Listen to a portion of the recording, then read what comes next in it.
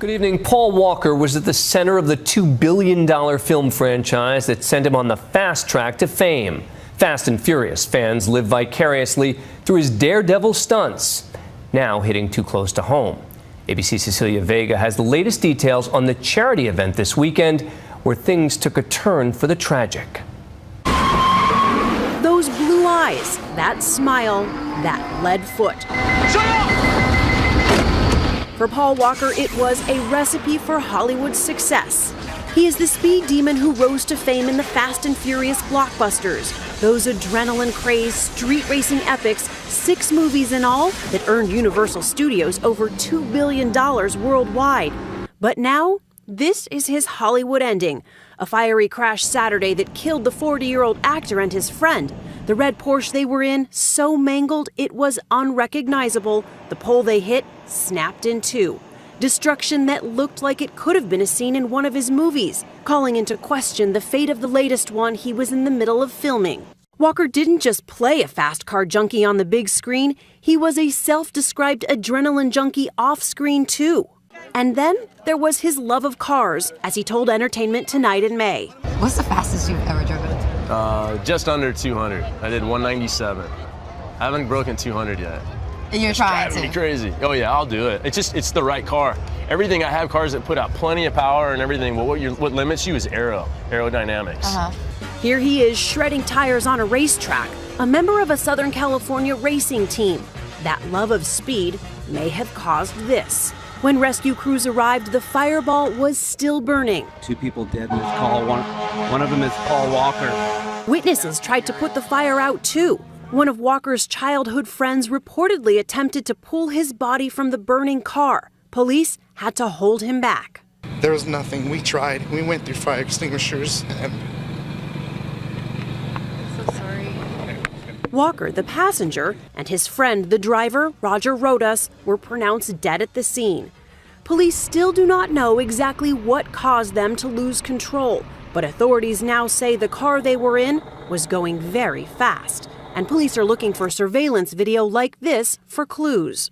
This is something else authorities are looking into, skid marks like these to find out if they came from the car Paul Walker was in or from someone else on this road known for fast driving. The car, a Porsche Carrera GT, one of the fastest out there. It sells for more than $400,000, goes from 0 to 125 in less than 10 seconds, and can reach 205 miles per hour. AutoWeek magazine says even professional drivers call it scary to handle. But these were professionals. Rodas had championship titles to his name. Does it surprise you, knowing Roger's skill level, that this is the outcome of that joyride yesterday? Well, that's the answer that I came up here looking for, is why, how?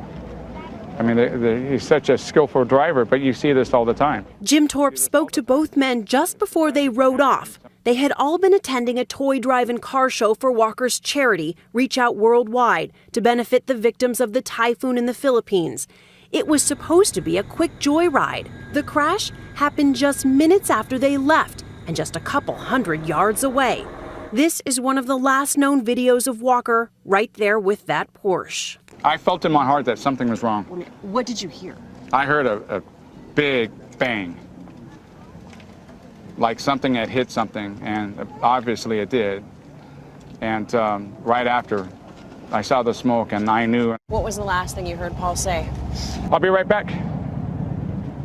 That was the last thing Paul said, is right before they exited the driveway, he looked at some of the guys with the Ferraris and everything else. He goes, hey, I'll be right back in 5 minutes. That was the last words I heard. The coroner still has not positively identified their bodies. They need the dental records first.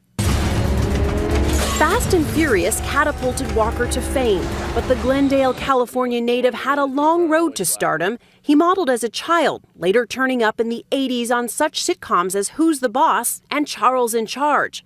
A decade ago, he told Charlie Gibson even he was surprised by his own success. You ever pinch yourself? Yeah, all the time. Why me? Exactly.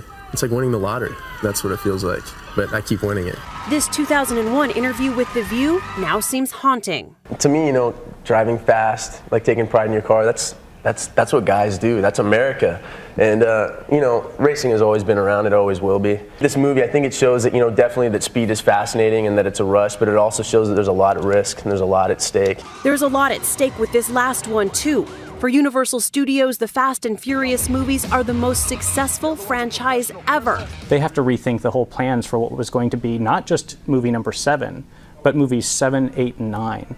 And so there's a real puzzle ahead of them right now. They've got a much bigger investment than just the next movie in this series. They're thinking about the franchise, they're thinking about the brand, and they're thinking big picture. It's been a while since I've been behind the wheel of one of these. Walker was on break from filming Fast and Furious 7 in Atlanta. He was supposed to return to the set on Monday.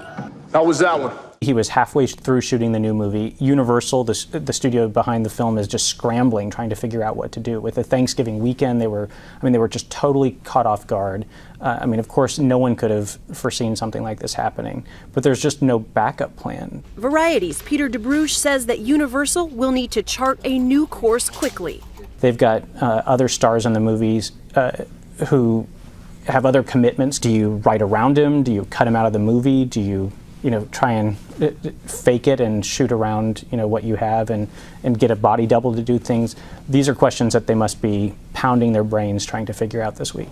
James Dean also famously died in a Porsche crash before his final film, Giant, was edited. Let's not blow this out of proportion.